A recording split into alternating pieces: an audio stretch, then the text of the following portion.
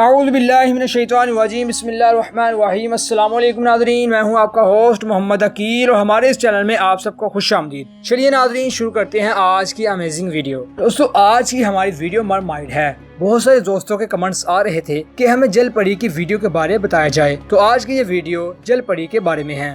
لیکن ویڈیو شروع کرنے سے پہلے آپ سے درخواست ہے کہ اس ویڈیو کو مکمل دیکھیے گا تاکہ آپ مکمل معلومات سے آگاہ ہو سکیں۔ تو چلیے شروع کرتے ہیں آج کی امیزنگ ویڈیو۔ تو ناظرین، جل پری مرمیڈ، جسے عادی زبان میں آبی مخلوق بھی کہا جاتا ہے، اور جل پری پر جیسا کہ آپ جانتے ہیں بہت سی کہانیاں اور ویڈیوز بن چکی ہیں، جس میں موسٹلی ایک عورت کو دکھایا جاتا ہے جس کا نیچے والا در ایک مچھلی جیسا اور اوپر والا خوبصورت عورت جیسا ہوتا ہے، یعنی آدھا حصہ اور آدھی مچھلی ہوتی ہے۔ اور جل پریاں حقیقت میں ہوتی ہیں یا پھر نہیں، اس بات کی تصدیق آج تک نہیں ہوئی۔ اس طرح امریکہ میں ایک ٹیم جل پریوں کو پکڑتی تھی، کیونکہ جل پریوں کے آنسو بہت ہی زیادہ قیمتی سمجھے جاتے ہیں، جو کہ ان کے آنسو موتیوں میں تبدیل ہو جاتے تھے۔ اور اسی کہانی نے یہ لفظ مرمیڈ ایجاد کیا، جس کا مطلب مر ساگر یا سمندر، یا میڈ عورت کو کہتے ہیں، یعنی سمندر میں رہنے والی عورت۔ اور ان دو مقدس کتابوں میں بھی ان کریکٹر کا ذکر ملتا ہے۔ وہ کہتے ہیں کہ جب ہنومان نے راستہ اختیار کیا تو ان کا راستہ روکنے کے لیے سونے کی جل پری نے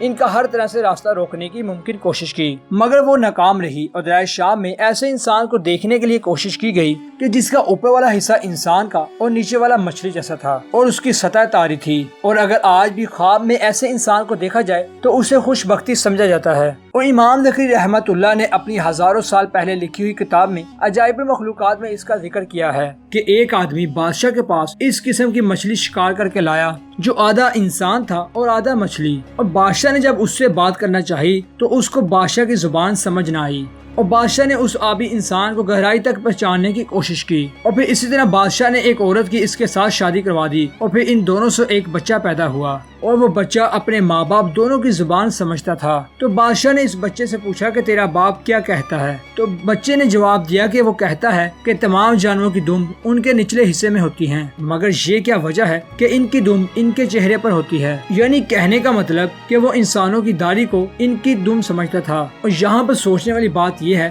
کہ ہزاروں سال پہلے اسی کریکٹر میں اس کا ذکر ہی کیوں کیا گیا، اور وہ بھی اس دور میں جب انٹرنیٹ، ٹیلی فون اور ٹیکنالوجی کا دور ہی نہیں تھا۔ تو کیا سچ میں اس دور میں جل پری کا وجود تھا یا پھر نہیں؟ اور ویسے بھی موجودہ دور کا انسان سمندر کا 5% حصہ ہی صرف تلاش کر پایا ہے، اور جبکہ 95% حصہ ابھی بھی باقی ہے۔ اور اس میں کون کون سی اور کیسی کیسی مخلوقات آباد ہیں یہ ہم میں سے کوئی بھی نہیں جانتا۔ اور سچ تو یہ ہے کہ آج بھی ہم سمندر کی گہرائیوں تک نہیں پہنچ پاتے، اور ماضی میں بھی ایسی خبریں بہت سامنے آئی ہیں کہ جس میں مرمیڈ یا پھر اس مچھلی کو، یعنی آدھا انسان آدھی مچھلی کو سمندر میں تیرتے ہوئے دیکھا گیا۔ اور ساؤتھ افریقہ میں ایسے ہی پرانے زمانے میں ایک ایسی گاروں کی دیواروں پر جل پری کی پینٹنگ ملی ہے جس میں ہزاروں لوگ ایک جل پری کا شکار کر رہے تھے۔ اور یہ سب وہ سوال ہیں کہ جس کا جواب آج کے دور کے انسان کے پاس بھی نہیں ہے۔ تو دوستو، کیا آپ جانتے ہیں کہ جنات میں بھی 3 طرح کی نسلیں پائی جاتی ہیں؟ ایک وہ جو خشکی پر رہتے ہیں، یعنی وہ جو ہمارے ارد گرد رہتے ہیں، اور دوسری مخلوق جو جنگلات میں رہتے ہیں،